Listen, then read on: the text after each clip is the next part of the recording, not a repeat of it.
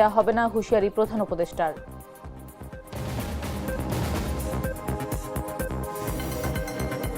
কেরানীগঞ্জ বাবুবাজারে বহুতল ভবনে ভয়াবহ আগুন, নিয়ন্ত্রণে ফায়ার সার্ভিসের 14 ইউনিট, চলছে উদ্ধার অভিযান।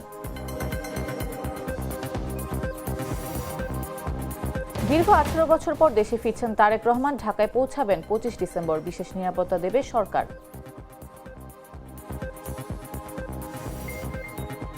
বায়রন ঝড়ের বিপর্যস্ত গাজা, 3 শিশু সহ নিহত 14। যুদ্ধ অবরোধের পর দুর্যোগে চরম মানবিক সংকট, ঝুঁকিতে লাখো মানুষ।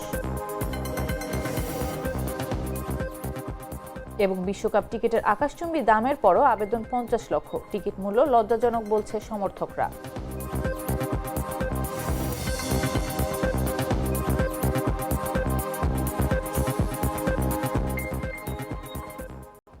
বেলা 11টা নিউজে সবাইকে আমন্ত্রণ। সাথে আছে আমি নাফিস আব্দুল্লাহ। আমি তো মশলা বদলে ফেলেছি, এবার আপনিও বদলে ফেলুন। একবার প্রাণ গুঁড়া মশলা ব্যবহার করেই দেখুন। অন্তর্বর্তী সরকারের প্রধান উপদেষ্টা অধ্যাপক মোহাম্মদ ইউনূস বলেছেন, ইনকিলাব মঞ্চের মুখপাত্র ও ঢাকা 8 আসনের সম্ভাব্য স্বতন্ত্র প্রার্থী শরীফ ওসমান হাদির হামলা অন্তর্বর্তী সরকারের মেয়াদকালে অন্যতম উদ্বেগজনক ঘটনা। তিনি বলেন, এই হামলা বাংলাদেশের গণতান্ত্রিক অভিযাত্রার উপর সুপরিকল্পিত আঘাত। এর মাধ্যমে পরাজিত শক্তি দেশের অস্তিত্বকে চ্যালেঞ্জ করার দুঃসাহস দেখিয়েছে। শুক্রবার রাষ্ট্রীয় অতিথি ভবন যমুনায় উপদেষ্টা পরিষদের কয়েকজন সদস্য এবং আইন শৃঙ্খলা ও নিরাপত্তা বাহিনীর গুরুত্বপূর্ণ কর্মকর্তাদের নিয়ে একটি জরুরি বৈঠককালে তিনি এসব কথা বলেন। প্রধান উপদেষ্টার উপপ্রেস সচিব আবুল কালাম আজাদ এই তথ্য জানান। তিনি জানান, বৈঠকের প্রধান উপদেষ্টা বলেন, এই ধরনের হামলার চেষ্টাকে আমরা যে কোনো মূল্যে ব্যর্থ করে দেব। জাতির ওপর এই ধরনের অপশক্তির আঘাত কোনোভাবেই বরদাস্ত করা হবে না। এই হামলার মাধ্যমে জাতীয় সংসদ নির্বাচন ও গণভোটকে বানচাল করার ষড়যন্ত্র করা হচ্ছে জানিয়ে অধ্যাপক মোহাম্মদ ইউনূস বলেন, আমরা কোনো অবস্থাতেই এই ধরনের ষড়যন্ত্রকে সফল হতে দিব না। আঘাত যাই আসুক, যত ঝড় তুফান আসুক, কোনো শক্তি আগাম নির্বাচনকে বানচাল করতে দিবে না।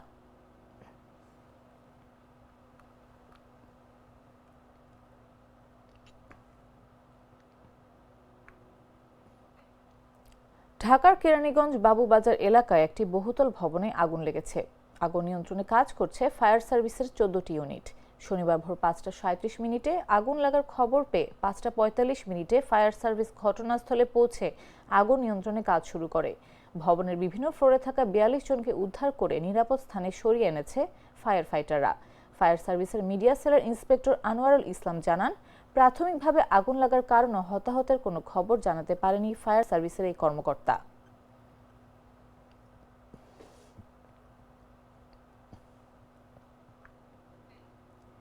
দীর্ঘ 18 বছর পর দেশে ফিরছেন বিএনপির ভারপ্রাপ্ত চেয়ারম্যান তারেক রহমান। আগামী 25 ডিসেম্বর তিনি লন্ডন থেকে ঢাকায় পৌঁছাবেন। গত শুক্রবার রাতে গুলশানে বিএনপি চেয়ারপারসনের রাজনৈতিক কার্যালয়ে দলের জাতীয় স্থায়ী কমিটির বৈঠক শেষে এই তথ্য জানান মহাসচিব মির্জা ফখরুল ইসলাম আলমগীর।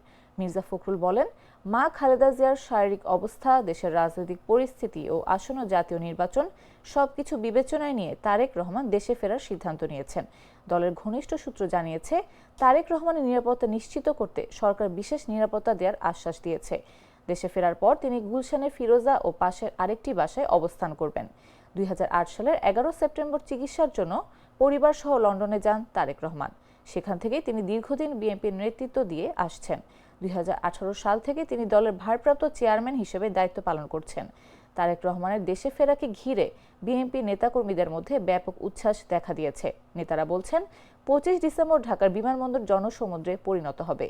দীর্ঘ 1.5 যুগ পর প্রিয় নেতাকে বরণ করতে ঐতিহাসিক আয়োজনের প্রস্তুতি নিচ্ছেন নেতাকর্মীরা। এবং আমাদের যে গণতন্ত্রের উত্তরণের নাটা জেলি আর পানীয়র এক অসম কম্বিনেশন, ড্রিঙ্কো চাবান পানীয়। পঞ্চগড়ে 10 ডিগ্রি নিচে রয়েছে তাপমাত্রা পরিমাপের পারদ। টানা 3 দিন ধরে বয়ে চলেছে মৃদু শৈত্যপ্রবাহ। শনিবার সকাল 9টার সর্বনিম্ন তাপমাত্রা 9.3 ডিগ্রি সেলসিয়াস রেকর্ড করেছে তেঁতুলিয়া আবহাওয়া অফিস। শুক্রবারও সর্বনিম্ন তাপমাত্রা ছিল 9.3 ডিগ্রি সেলসিয়াস। তেঁতুলিয়া উপজেলা সহ জেলার আশেপাশের এলাকায় টানা তৃতীয় দিনের মতো বয়ে চলেছে মৃদু শৈত্যপ্রবাহ। এর আগে সপ্তাহ জুড়ে 10-এর ঘরেই ছিল সর্বনিম্ন তাপমাত্রা। তবে দিনের তাপমাত্রা বেড়ে রেকর্ড করা হয় 27 দশমিক। কয়েকদিন ধরে ভোরের দিকে সূর্যের মুখ দেখা গেলেও হিমালয় থেকে আসা বাতাসের কারণে কনকনে শীত অনুভূত হচ্ছে। মূলত রাতের তাপমাত্রা কমে দ্বিতীয় দিনের মতো মৃদু শৈত্যপ্রবাহের ফলে শীতের প্রকোপ বৃদ্ধি পেয়েছে। শুক্রবার রাত থেকে শনিবার সকাল পর্যন্ত কোথাও ঘন কুয়াশা ছিল না, তবে হালকা কুয়াশার সঙ্গে উত্তরের হিমশীতল বাতাসে কনকনে শীত অনুভূত হচ্ছে।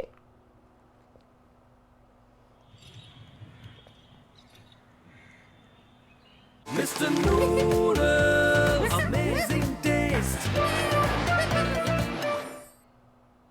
জানাবো আন্তর্জাতিক সংবাদ।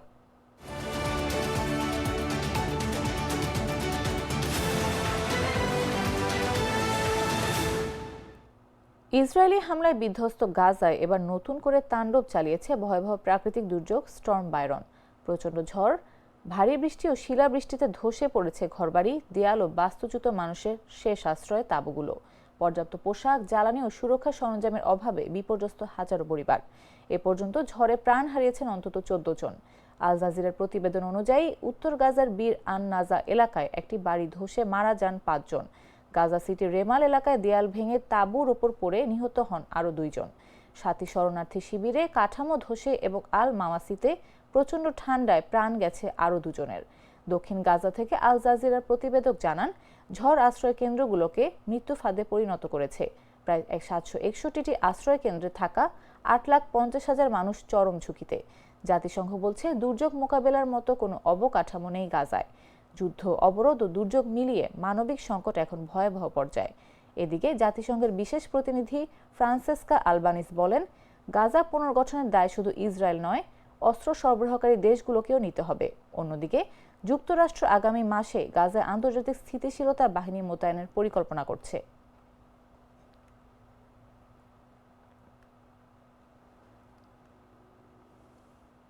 2023 সালে নোবেল শান্তি পুরস্কার বিজয়ী ইরানি মানবাধিকার কর্মী নার্গিস মোহাম্মদীকে আরও অন্তত 8 জন অধিকার কর্মীর সঙ্গে আটক করেছে ইরানি নিরাপত্তা বাহিনী।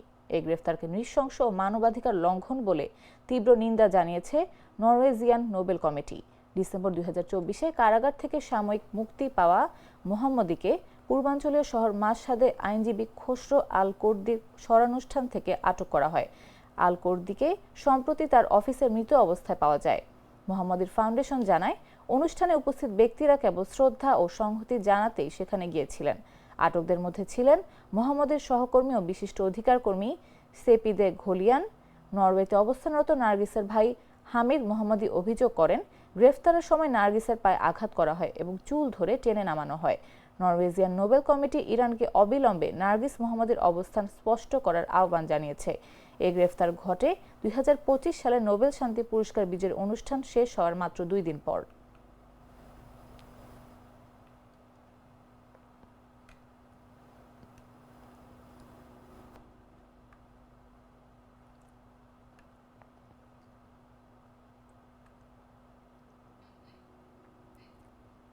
এবারে খেলার খবর।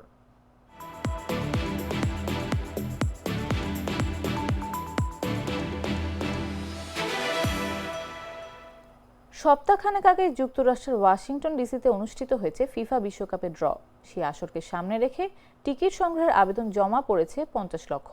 দাম নিয়ে একের পর এক সমালোচনার পরও টিকিট বিক্রিতে যে তা কোনো প্রভাব ফেলবে না, সেটি তার প্রমাণ। বিশ্বের 200-রও বেশি দেশ থেকে টিকিটের জন্য আবেদন করা হয়েছে বলে জানিয়েছে ফিফা। এর মধ্যে সবচেয়ে বেশি চাহিদা দেখা গেছে 27 জুন মিয়ামিতে হতে যাওয়া কলম্বিয়া ও পর্তুগালের ম্যাচটি নিয়ে। তবে যুক্তরাষ্ট্র, কানাডা ও মেক্সিকোতে অনুষ্ঠিত হতে যাওয়া আগামী বছরের টুর্নামেন্টের টিকিট মূল্য কাঠামো তীব্র সমালোচনার মুখে পড়েছে। ফুটবল সাপোর্টার্স অ্যাসোসিয়েশন এটিকে লজ্জাজনক বলে আখ্যা দিয়েছে। গ্রুপ পর্বের ম্যাচগুলোর টিকিটের নাম 3 গুণ বেশি ধরা হয়েছে 2022 কাতার বিশ্বকাপের। এই নিয়ে সমর্থকদের মধ্যে রয়েছে ক্ষোভ ও হতাশাও। ফুটবল অ্যাসোসিয়েশন জানিয়েছে, ফিফার কাছে সমর্থকদের উদ্বেগ তুলে ধরা হবে। বিশ্ব ফুটবলের সর্বোচ্চ নিয়ন্ত্রণ সংস্থার কাছে এই বিষয়ে লবিং করতে বলা হয়েছে। ফিফা অবশ্য এখনও সমালোচনা নিয়ে কোনো মন্তব্য করেনি। 48 দল নিয়ে প্রথমবারের মতো আয়োজিত হতে যাওয়া 2026 বিশ্বকাপ শুরু হবে 11 জুন থেকে, ফাইনাল 19 জুলাই।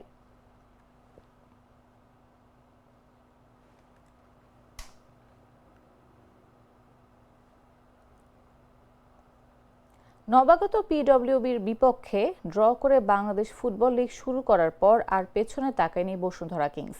লিগের 5 বারের চ্যাম্পিয়নরা শিরোপা উদ্ধারের মিশনে ম্যাচের পর ম্যাচ জিতে চলেছে। শুক্রবার ষষ্ঠ রাউন্ডে কিংসের বাধা ছিল বর্তমান চ্যাম্পিয়ন মোহামেডান। সেই বাধাও ভালোভাবে টপকে গেছেন রাকিব তোপুরা। নিজের মাঠ কিংস অ্যারেনায় বসুন্ধরা কিংস 2-0 গোলে হারিয়েছে মোহামেডানকে। এবারে লিগ ভালো কাটছে না মোহামেডানের। কিংসের কাছে হারায় তারা পিছিয়ে পড়ল 9 পয়েন্ট। এখান থেকে ঘুরে দাঁড়িয়ে শিরোপা ধরে রাখাটা কঠিনই হয়ে যাবে মোহামেডানের। এই ম্যাচের আগে উত্তেজনা তৈরি হয়েছিল দুই দলের মধ্যে। নিয়ম অনুযায়ী ম্যাচের ভেন্যুতে অ্যাওয়ে দলের অনুশীলনের সুযোগ দেওয়া হয়। কিংস সেই সুযোগ দেয়নি মোহামেডানকে। ম্যাচেও ছিল কিছুটা উত্তেজনা। ম্যাচের শেষ মুহূর্তে মোহামেডানের উজবেকিস্তানের মিডফিল্ডার মুজাফফরভকে লাল কার্ড দেখান রেফারি। 15 মিনিটে রাকিবের গোলে লিড নেয় কিংস। ইনজুরি সময়ের প্রথম মিনিটে ব্যবধান দ্বিগুণ করে ব্রাজিলিয়ান ডরিয়েলটন। 27 ডিসেম্বর কিংসের আরেক লড়াই আবাহনীর বিপক্ষে। ওই ম্যাচ জিতলে প্রথম পর্বে শীর্ষে থাকা প্রায় নিশ্চিত হয়ে যাবে বসুন্ধরা কিংসের। শুক্রবার আরও দুটি ম্যাচ হয়েছে। আরামবাগ 2-0 গোলে ব্রাদার্স ইউনিয়নকে ও ফর্টিস 1-0 গোলে হারিয়েছে রহমতগঞ্জকে।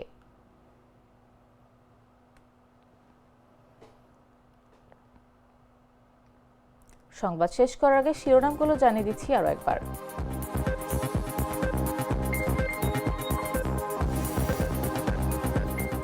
হাদির ওপর হামলা দেশের অস্তিত্বের ওপর আঘাত, নির্বাচন বানচাল করতে দেয়া হবে না, হুঁশিয়ারি প্রধান উপদেষ্টার।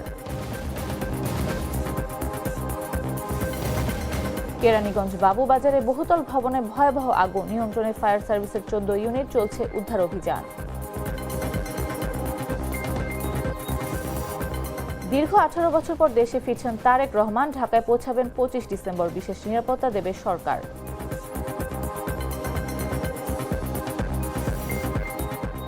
বাইরন ঝড়ে বিপর্যস্ত গাজা, 3 শিশুসহ নিহত 14। যুদ্ধ অবরোধের পর দুর্যোগে চরম মানবিক সংকট, ঝুঁকিতে লাখো মানুষ। এবং বিশ্বকাপ টিকিটের আকাশচুম্বী দামের পরও আবেদন 50 লক্ষ। টিকিট মূল্য লজ্জাজনক বলছে সমর্থকরা।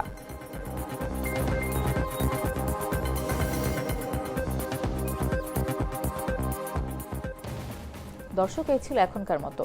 প্রতি মুহূর্তে সর্বশেষ খবর পেতে ভিজিট করুন jagonews24.com, ফলো করুন আমাদের ভেরিফাইড ফেসবুক পেজ এবং সাবস্ক্রাইব করুন জাগো নিউজের ইউটিউব চ্যানেল। এতক্ষণ সাথে থাকার জন্য ধন্যবাদ সবাইকে।